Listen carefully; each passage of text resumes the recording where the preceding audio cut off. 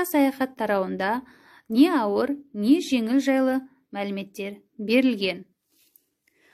Оқу мақсаттарына көшейік. Түрлі дерексөздерден қажетті ақпараттарды табу, өңдеу және тұжырым жасау, және себеп салдарлық байланысын сызба түрінде көрсету. Салмақсыздық дегенді балалар сендер қалай түсінесіңдер? Өз пікірлеріңді айтыңдар. Сендер мына пікірлерге сенесіңдер ме? Менің салмағым жоқ. Су тамшылары жерге емес, жоғары қарай ұшып төбеге жабысып қалады. Қалпағым басымнан ұшып кете береді. Бұл жағдайлар қандай кезде болады? Өз ойларыңды тұжырымдап, жинақтап, дәптерге жазуларыңды сұранамын. Сауатты, қатесіз жазамыз. Балалар, кейінгі тапсырмамызға назар аударамыз. Суретке мұқият көңіл бөліңдер. Адам қалай осындай күйге түседі? Өз жауабыңды дәптеріңе жаз.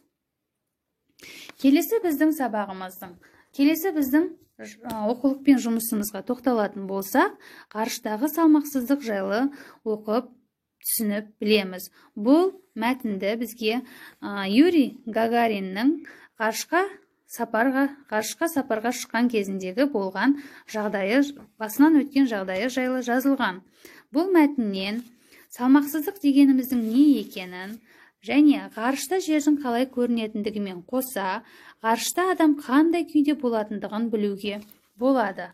Ғарыш кемесінде қалықтап ұшып жүріп, жұмыс жүргізуге және тамақтануға болатындығы жайлы, ондағы заттардың қойған жайда тұрмай қалықтап ұшатындығы жайлы мәлімет аламыз.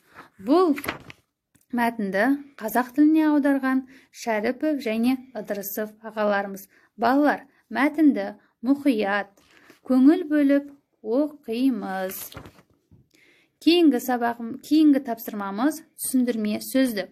Бұл мәтінде Циолковский деген сөз кездескен.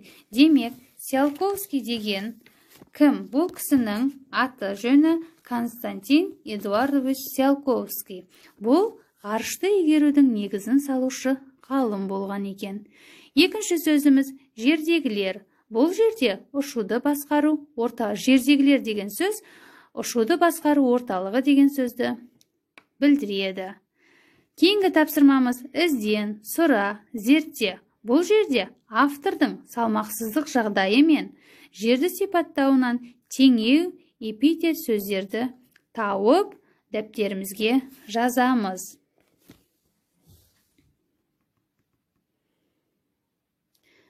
Ендеше сабағымызды қорытындылайық.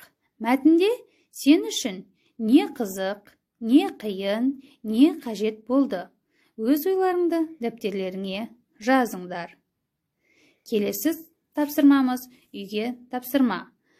Ғарыштағы салмақсыздық тақырыбы бойынша түсінік айту. Екінші тапсырма оқулықтағы сурет бойынша өз ойларыңды жазу. Балалар, осымен сабағымыз аяқталды. Келесі кездескенше сау болыңдар.